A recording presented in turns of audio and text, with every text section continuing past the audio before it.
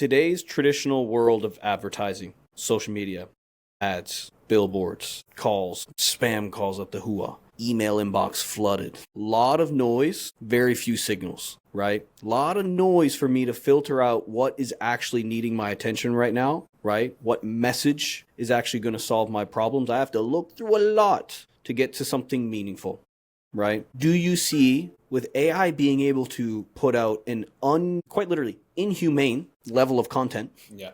When you spin up these agents, a human can never produce content to the same level and speed that AI can. That's right. Do you see this noise getting worse, or do you see it actually being improved because with proper contextual AI juice in this marketing future that we can build, we can actually get straight to signal and ignore the noise? Great. Yeah. What a great question. I do think That's not even on my question list, Mark. I want you to know that. It's definitely going to continue to get worse. Now, a lot of providers like Google, for example, actually Google's been pretty lenient about AI generated content showing up in search results, but Instagram, and you just know that people eventually are going to be fed up with, people want high quality stuff. Yes, we want quantity and we want the quality. And if we perceive that we are getting saturated with lower quality than what we want, we're done with it. It's like going to your favorite fast food restaurant, and maybe after a while you notice it just isn't what it once was. Like they started using a cheaper ingredients, and you're like, it feels like disrespectful. Mm-hmm, so people in the market